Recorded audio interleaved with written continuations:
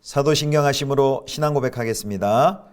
전능하사 천지를 만드신 하나님 아버지를 내가 믿사오며 그 외아들 우리 주 예수 그리스도를 믿사오니 이는 성령으로 잉태하사 동정녀 마리아에게 나시고 본디오 빌라도에게 고난을 받으사 십자가에 못 박혀 죽으시고 장사한 지 사흘 만에 죽은 자 가운데서 다시 살아나시며 하늘에 오르사 전능하신 하나님 우편에 앉아 계시다가 저리로서 산자와 죽은 자를 심판하러 오시리라.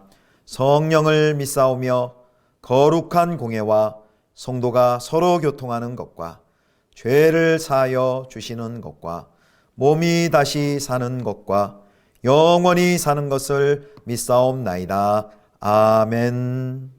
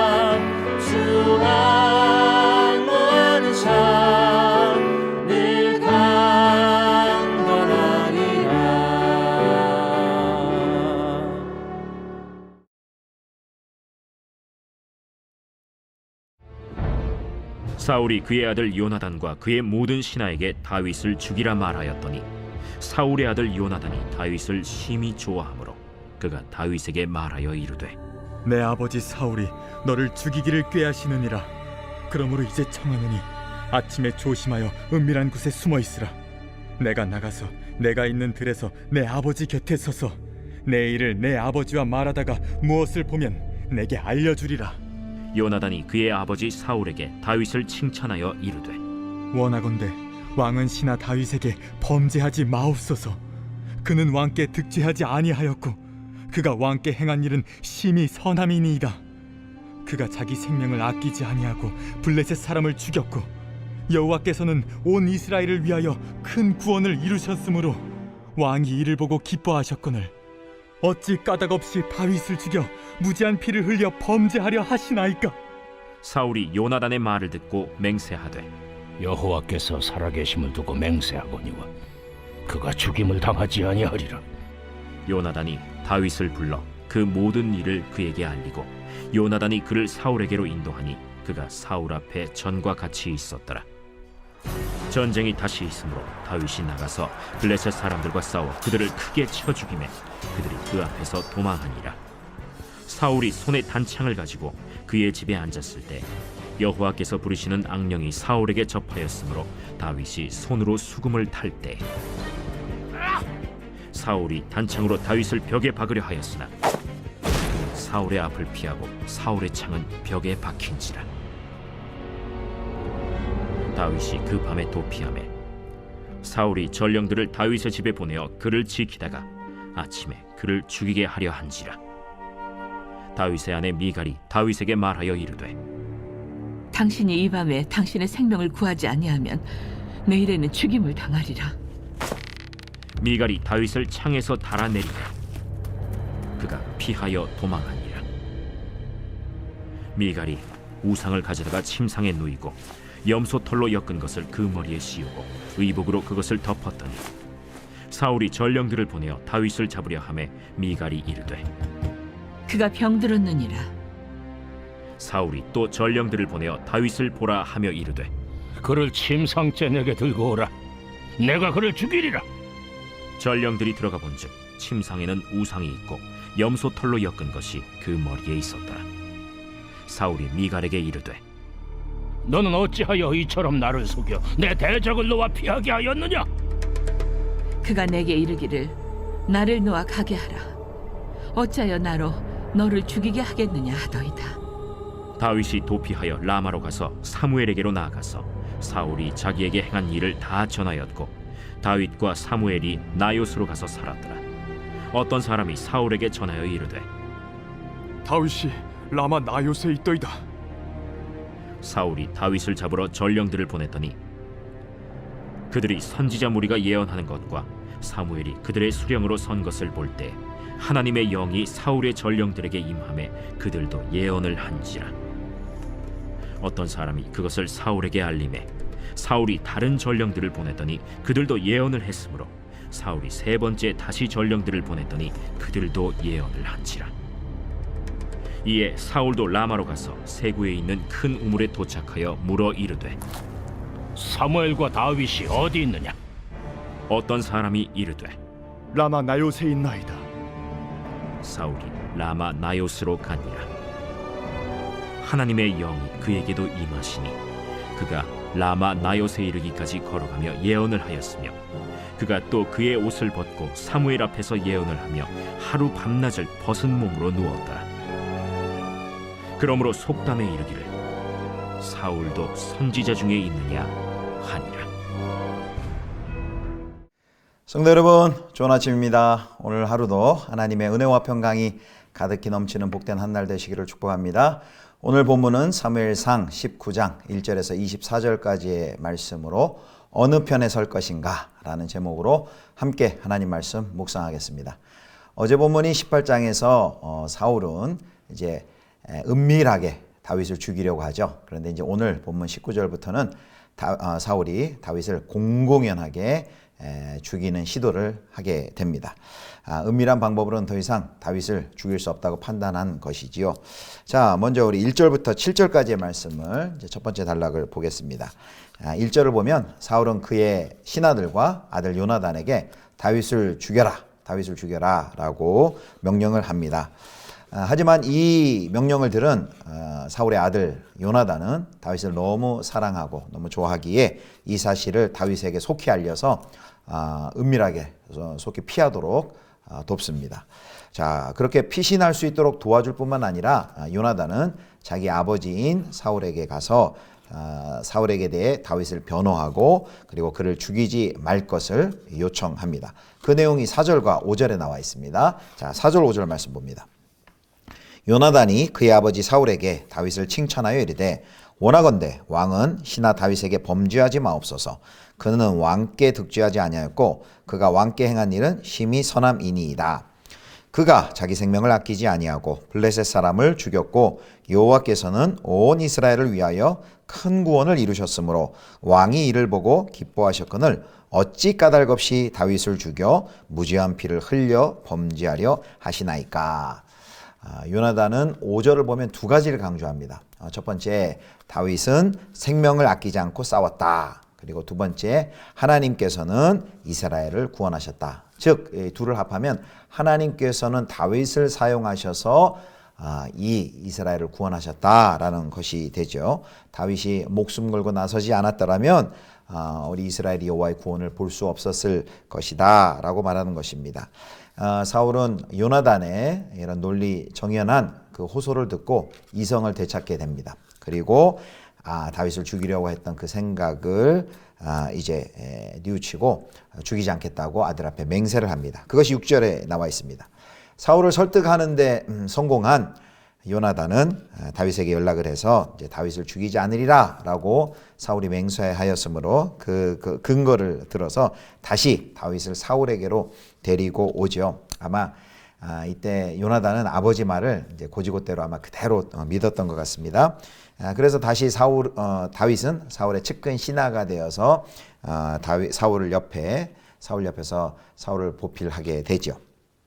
자, 우리 첫 번째 단락에서요. 사울은 다윗을 죽였을 때 자기의 딸 미갈이 받을 상처와 아픔 그런 것 관여하지 않았습니다. 또 자기 백성들로부터 받을 비난 전혀 개의치 아니하였습니다. 하나님께 받을 벌 그것 두려워하지 않았습니다. 오직 눈앞에 다윗을 제거하고 자신의 왕권을 지켜야 한다는 생각뿐이었습니다. 한마디로 시기와 증오로 인해서 두 눈이 완전히 멀어버린 것이죠. 반면 왕위 계승자로서 이제 아버지 편을 들면서 오히려 다윗을 제거하는 데 앞장섰을 수도 있을 요나단은 다릅니다. 도리어 다윗을 보호할 뿐 아니라 아버지의 악행을 막으려고 했습니다. 이 요나단은 자신이 물려받을 왕권, 왕위에 집착하지 않고 자신의 권세와 영광과 그리고 미래와 안위보다 하나님의 나라의 꿈을 우선시했습니다. 그는 그래서 아버지 사울보다 하나님을 더 두려워했습니다. 그래서 그는 아버지 편에 선 것이 아니라 바로 하나님 편에 선 것이죠. 다윗 편에 선 것이고 하나님 편에 그것은 선 것입니다. 우리는 여기서 한 가지 도전을 받기를 원합니다. 우리는 어느 편에 설 때 그 기준이 무엇입니까? 누가 내 편이고 또 어떤 선택이 내게 유리한지를 먼저 따지지 않습니까? 그러나 오늘 말씀처럼 하나님이 내 편이 되어주시기보다 내가 하나님 편에 서는 것, 나의 유익에 따라서 하나님을 내 편을 들어주십시오라고 주장하는 것이 아니라 내가 하나님 편에 서는 것이 중요합니다. 그것이 바로 하나님의 뜻을 이루어 드리는 삶이라고 할 수 있습니다. 부디 우리 성도님들 하나님의 뜻을 이루어 드리고 또 하나님 편에 서시기를 주님의 이름으로 축원합니다. 자, 두 번째 단락을 보면 이제 계속해서 사울은 다윗을 죽이려고 시도를 하는데요. 이번에는 첫 번째 단락에서는 이제 아들 요나단이 그것을 막았다면 두 번째 단락에서는 이제 딸 미갈이 그것을 막는 역할을 합니다. 다윗을 죽이지 않겠다고 다짐을 했지만 그 결심은 오래가지 못합니다. 블레셋과의 전쟁에 다윗이 다시 나가서 승리를 거두고 큰 구원을 이루자 구원을 경험하게 되자 이 사울이 또다시 질투하게 됩니다. 그리고 그에게 악령이 다시금 임하고 사로잡히게 됩니다. 자, 다윗이 그 악령에 사로잡힌 사울을 고치기 위해서 수금을 타게 되죠. 그러자 사울이 이전처럼 자신이 가지고 있던 단창을 다윗을 향해 던진 것입니다.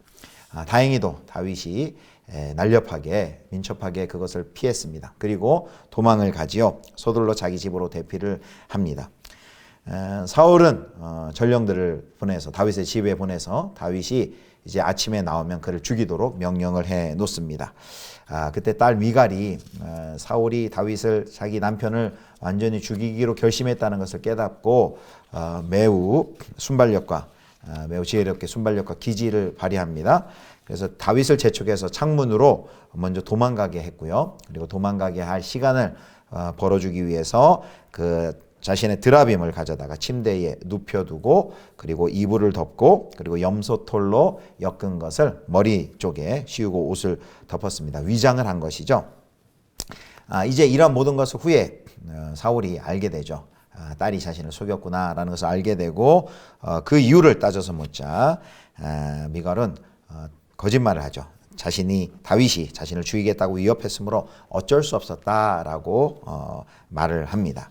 사울과 가장 가까운 자녀들, 즉 요나단과 딸 미갈이 다윗을 구해주는 것을 봅니다. 다윗의 목숨을 구합니다. 이러므로 다윗은 가장 가까운 자기의 자녀들과의 관계는 틀어지고 결국 자신의 뜻은 이루지 못하게 됩니다. 자, 오늘 마지막 단락은 이제 18절부터 24절인데요. 이제 이곳에서 이제 하나님께서 직접 첫 번째 단락에서는 요나단을 사용하셔서 다윗을 구원하셨고 두 번째 단락에서는 미갈을 사용하셔서 하나님이 다윗의 생명을 구원하셨다면 세 번째 단락에서는 이제 하나님께서 사무엘과 직접 하나님의 영으로 다윗을 구원해 주시는 것을 우리가 확인할 수 있습니다. 자, 다윗은 도피아에서 라마에 있는 사무엘 선지자에게로 달려갑니다. 자, 19장 18절입니다. 다윗이 도피하여 라마로 가서 사무엘에게로 나아가서 사울이 자기에게 행한 일을 다 전하였고 다윗과 사무엘이 나요스로 가서 살았더라.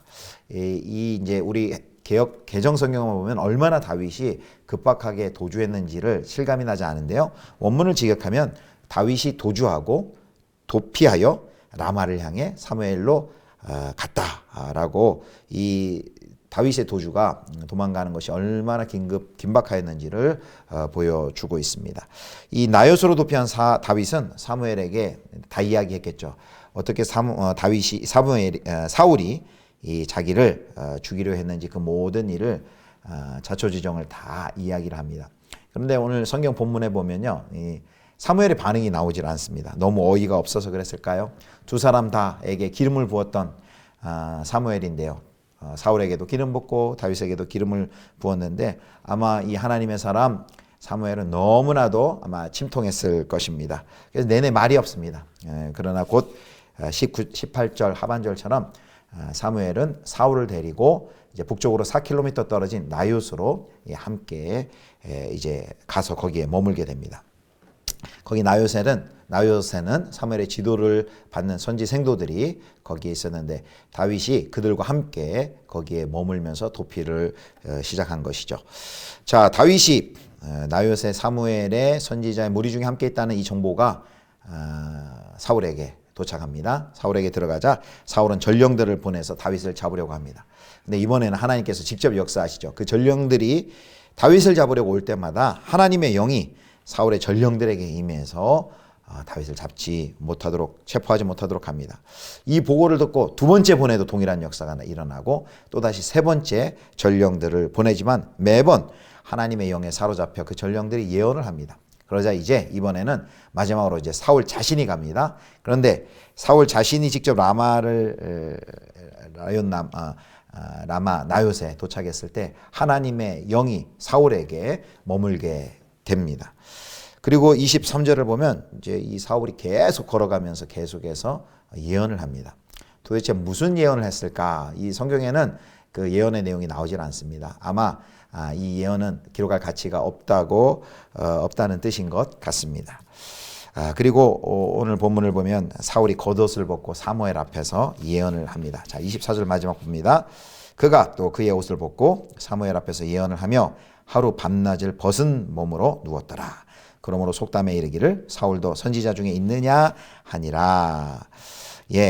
그날 낮과 밤 벌거벗은 채로 누워 있는 그 사울의 모습, 사실은 바로 이 벌거벗은 사울의 모습이요 완전히 망가진 사울의 그 정체성, 자화상을 보여주고 있습니다. 하나님을 거절하고 스스로 왕이 되려고 애쓰던 인간 사울의 그 내면에 생긴 시기심, 또 열등감은 바로 시기와 질투로 또 증오와 극한 광기로 극하게 번져나가면서 사울을 완전히 망가뜨리고 무너뜨려 버립니다.